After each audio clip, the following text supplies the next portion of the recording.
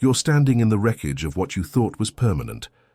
The life you built, the future you planned, the person you chose, it's all dissolving in real time, and you can't stop it. You wake up every morning, and for a split second you forget. And then you remember. And the weight drops on your chest all over again. Everything is falling apart. Your home, your routines, your identity as someone's husband, your vision of what the next 20 years would look like. And people keep telling you it gets better, that time heals, that you'll move on, and right now those words feel like lies, because you're not looking at better. You're looking at the immediate future where you have to figure out how to function when your entire foundation just crumbled.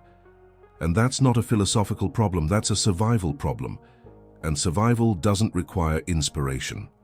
It requires structure. It requires knowing what to do next when you have no idea what to do next. And that's what this is. Not a pep talk, not false hope. Just the specific things that keep you vertical when everything in you wants to collapse. The first thing you need to understand is this. You're in emotional triage, not recovery, not healing. Triage, which means your only job right now is to keep yourself functional. Not happy, not okay, just functional. And functional has a simple definition. Can you get through today without doing something that makes tomorrow harder? Can you eat? Can you sleep enough? Can you go to work? Can you avoid the things that will compound the damage? The bottle that seems like relief but creates new problems. The middle-of-the-night texts that seem necessary but make everything worse. The impulse to make decisions about your entire future when you can barely think straight about the next hour.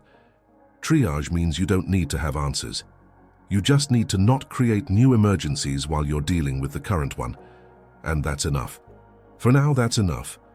Here's what nobody tells you about divorce.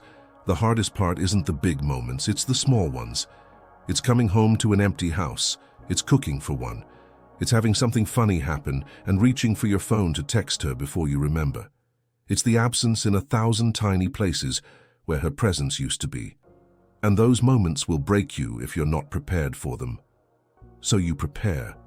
You build new routines that don't have her-shaped holes in them. You eat at different times. You sit in different chairs. You change your route home if the old one goes past places that hurt. You're not avoiding grief. You're managing triggers. Because grief in manageable doses you can handle. Grief amplified by constant environmental reminders will drown you, so you change the environment. Not forever. Just for now. Just enough to get through the day without being ambushed by memories every 10 minutes. The second thing is, you stop trying to make sense of it. Your mind wants an explanation. It wants to understand what happened, what you could have done differently, where exactly it went wrong. And you'll spend hours, days, weeks running through scenarios, replaying conversations, analyzing moments, trying to find the precise point where it became unfixable. And none of that helps. Because divorce isn't usually one thing. It's 1,000 small things that accumulated. It's incompatibilities that were always there but you thought love would overcome. It's patterns that were set early and never changed. It's two people growing in different directions, so slowly you didn't notice until the gap was too wide to bridge. And you can analyze that forever. You can torture yourself with what-ifs and should-haves, or you can accept that it's done. That the why matters less than the what now. And what now is you have to build a life that doesn't include her. And that work, that actual practical work of rebuilding, it doesn't require understanding why it fell apart. It just requires accepting that it did. Here's the pattern that will try to kill you, the hope that she'll change her mind, that she'll realize she made a mistake, that this is temporary. That if you just give her space or fight harder or say the right thing, she'll come back. And maybe she will. Statistics exist. Reconciliations happen, but you can't live in that possibility. Because hoping for reconciliation while trying to survive divorce is like trying to heal a wound while picking at it. You can't do both, so you make a decision, a hard one, a painful one. You decide that for the next 90 days, you're going to operate as if this is permanent. You're going to make decisions, build routines, take steps forward as if she's not coming back. Not because you want it to be permanent, but because you can't function in limbo. You can't rebuild while constantly looking backward. And if she does come back, if reconciliation becomes real, you can address it then. But right now you're surviving, and survival requires forward motion, even if that motion feels like betrayal of what you hoped for. The third thing is you protect your basics. Sleep, food, movement. These sound trivial when your world is ending, but they're not. They're the foundation everything else sits on. And when they collapse, everything else collapses faster. So you don't negotiate with them. You eat even when you're not hungry. You force yourself to sleep even when your mind won't shut off. You move your body even when you have no energy. Not because it feels good, because it keeps you functional. And functional is the goal. Not happy, not healed.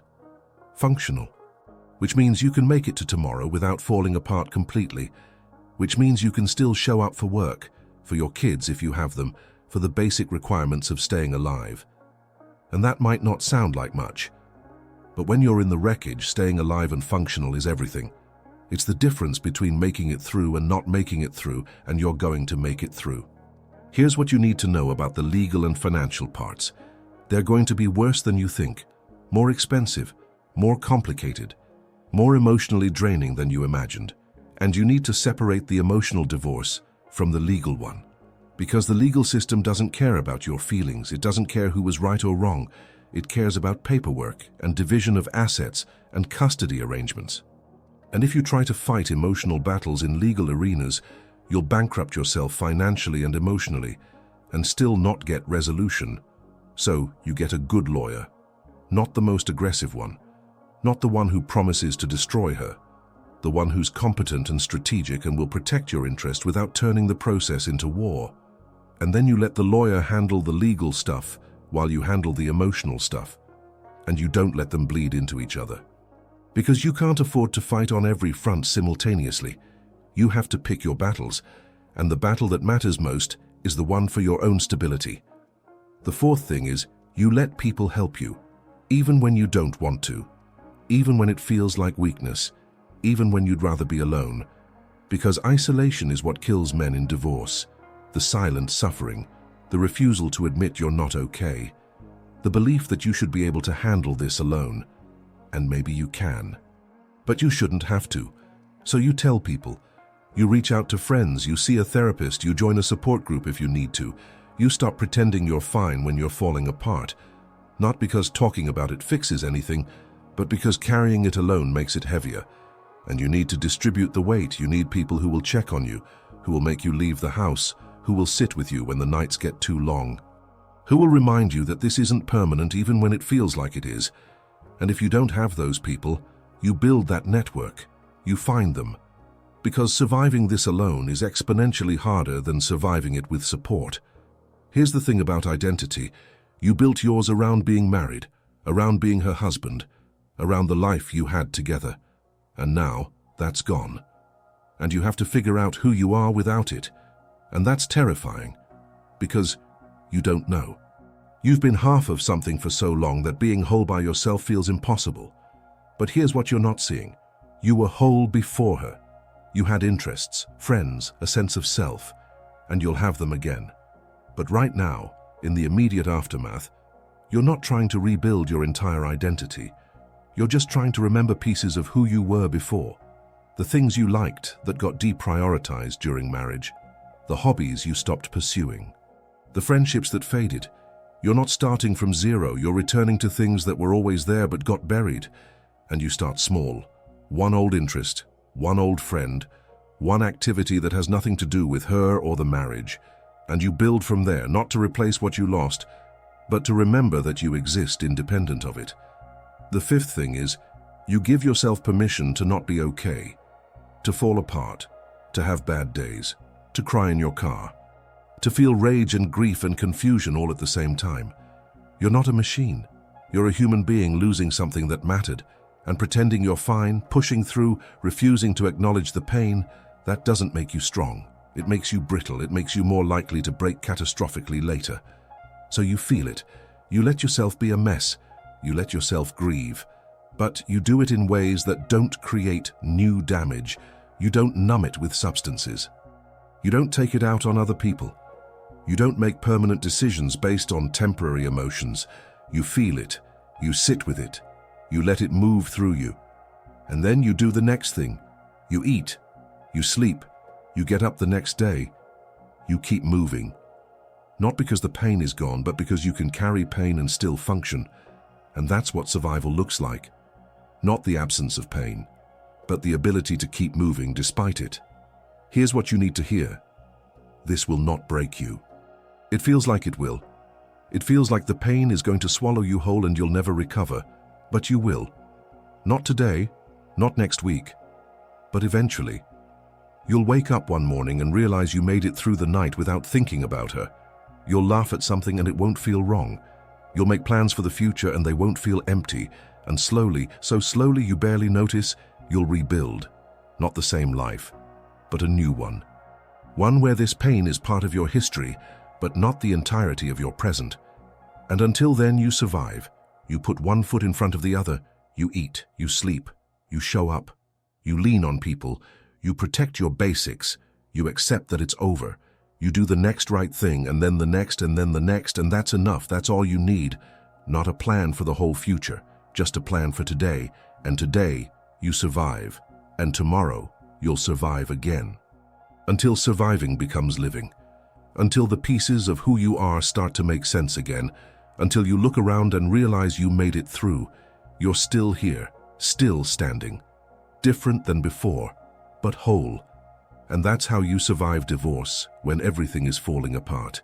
Not by having answers, but by refusing to stop moving, one day at a time, one moment at a time. Until the falling apart stops and the building back begins. And you will get there. You will.